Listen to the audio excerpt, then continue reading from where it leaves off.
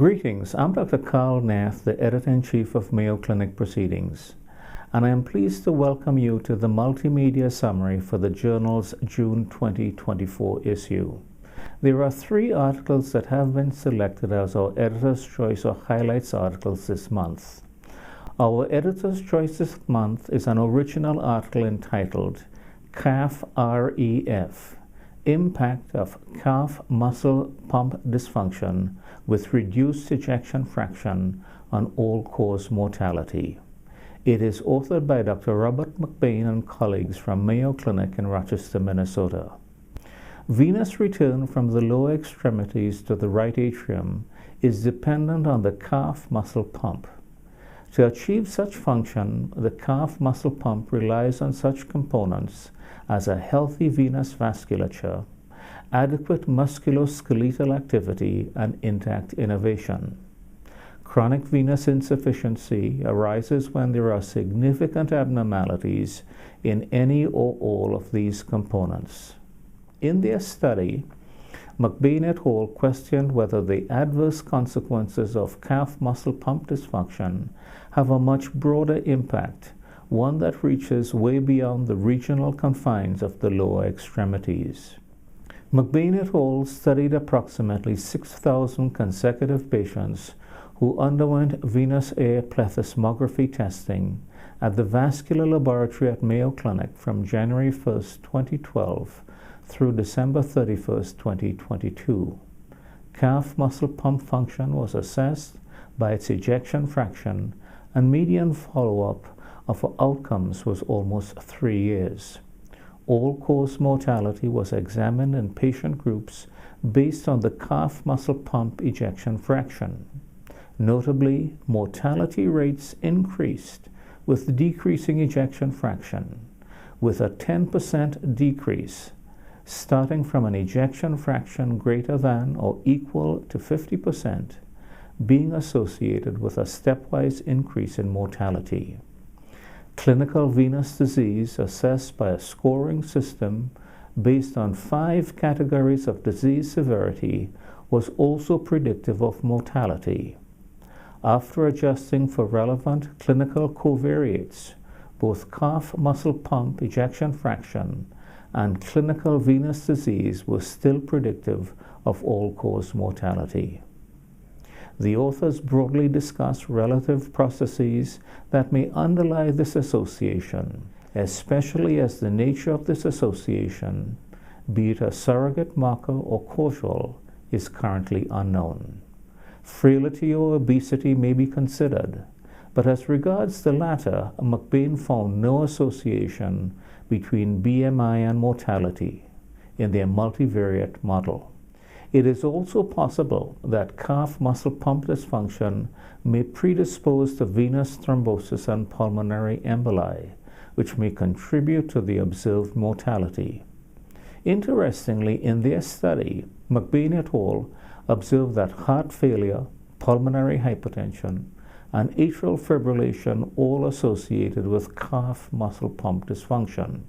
It is thus conceivable that such cardiopulmonary diseases predispose to calf muscle pump dysfunction, but more intriguingly is whether in some recondite way calf muscle pump dysfunction predisposes to cardiopulmonary diseases.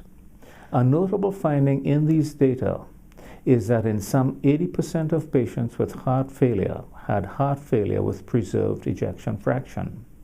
Heart failure with preserved ejection fraction is increasingly recognized as a disease of generalized endothelial dysfunction.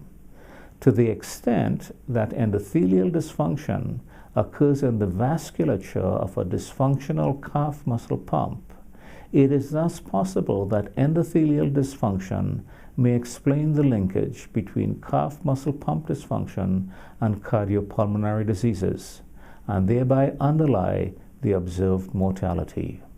In sum, McBain et al. Demonstrate that calf muscle pump dysfunction is not just a regional disorder, but one that is attended by increased all-cause mortality. This study also sets the stage for further exploration of mechanisms that may underlie this association. Finally, this work provides us with a new term, CARF, REF, a moat juice that reminds us of the existence of an insufficiently recognized pump, yet one whose activity, like that of its celebrated counterpart, needs to be continuous, attuned to and in synchrony with circulatory needs, and above a certain functional threshold. Our first highlight this month is an original article entitled Incident Diuretic Use and Subsequent Risk of Bone Fractures, a large nationwide observational study of U.S. veterans. It is authored by Dr. Keiichi Sumida from the University of Tennessee Health Science Center, Memphis, Tennessee, and colleagues from several universities and institutions. Diuretics are commonly prescribed for such conditions as hypertension, heart failure, and other states characterized by extracellular fluid volume expansion. These agents promote sodium excretion, which is attended by either calciuresis, for example, loop diuretics, or increased calcium reabsorption, for example, thiazides. Because of their possible effects on calcium balance, interest has long surrounded the effects of diuretics on the risk for bone fractures. However, the literature to date has not allowed a clear conclusion regarding such risks. To address this issue, Sumida et al. Undertook a large nationwide study of almost 900,000 U.S. veterans receiving their health care in the Veterans Administration healthcare system. Data were collected on incident usage of loop diuretics, thiazides, and potassium-sparing diuretics, beginning after a minimum of a one-year washout period following cohort entry between October 1, 2004 and September 30, 2006, with follow-up of incident fractures occurring through June 30, 2018. To examine the association of incident diuretic use with the incidence of fracture, Sumida et al. Applied a target trial emulation approach, wherein patients begun on diuretics constituted the treated group throughout follow-up, regardless of treatment status thereafter. Untreated comparators identified within the same 180-day period constituted the control group. The data demonstrate that compared with non-users of diuretics and independent of potential confounders, de novo users of loop diuretics and thiazides had a 39% and an 8% greater risk of incident fractures respectively. Incident fracture risk was not increased in those treated with potassium-sparing diuretics. Subgroups at a higher risk of fractures included younger patients, patients treated with corticosteroids, and patients with hyponatremia. Sumida et al. Discussed their findings within the context of the relevant and often conflicting literature and the opposing actions of thiazides on the risk of fractures. This study by Sumida et al. Is the first to demonstrate that de novo use of loop and thiazide diuretics is attended by an increased risk of fractures. The strengths of this study are many and include a huge cohort, the use of an integrated nationwide healthcare system with extensive, well-maintained clinical data, relevant multivariable and sensitivity analyses, and the use of an innovative target trial emulation approach. Our second highlight this month is a case report article entitled Exosome Therapy for a Non-Healing Scalp Wound Following Chemoradiation and Surgical Therapy, a case report. It is authored by Mr. Andrew Pumford and colleagues from Mayo Clinic in Rochester, Minnesota. Strategies targeted to tissue reparation and/or regeneration include, at the one end of the spectrum, cell-based therapies, and on the other end of the spectrum, the administration of specific mitogenic and anti-inflammatory molecules. The challenge with molecule-based therapies is the difficulty in determining which specific molecule or combination provides the requisite biologic effects that culminate in tissue reparation and or regeneration. In between these two approaches in regenerative medicine is the administration of a particular extracellular vesicle, the exosome.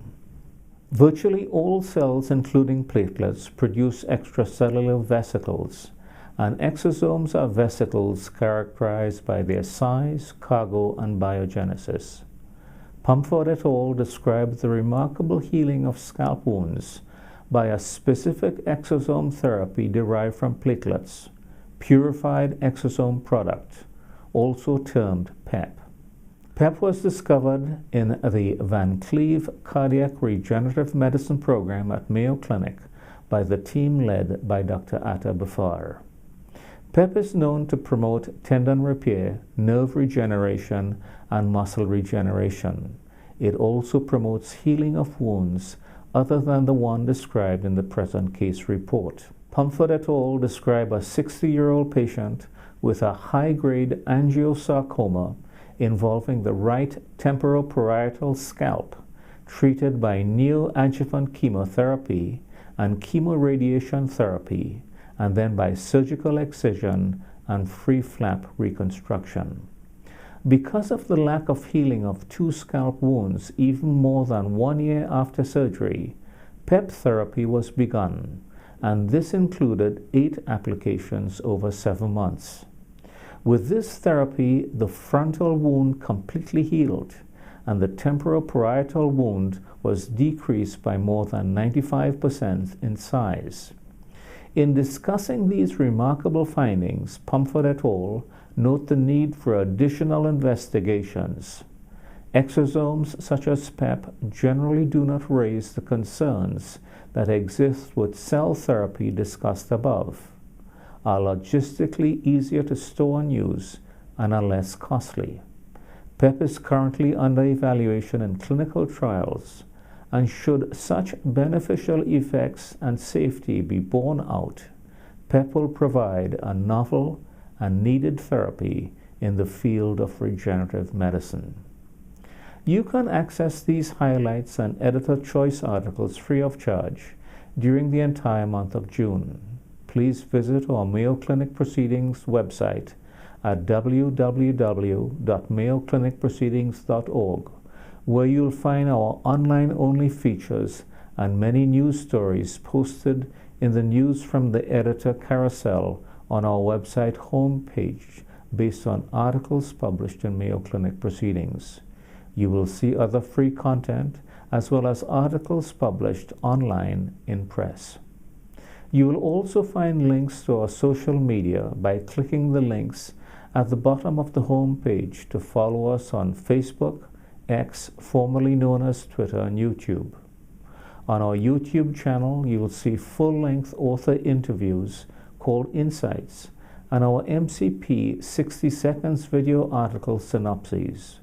Our website also includes our Mayo Clinic Proceedings issue summary and Author Insight podcast recordings, which are available from our website on the home page as well as through iTunes. As always, we greatly thank you for your interest in and your support of Mayo Clinic Proceedings. We hope that you found this presentation from the content of our website valuable. Our journal's mission is to promote the best interests of patients by advancing the knowledge and professionalism of the physician community.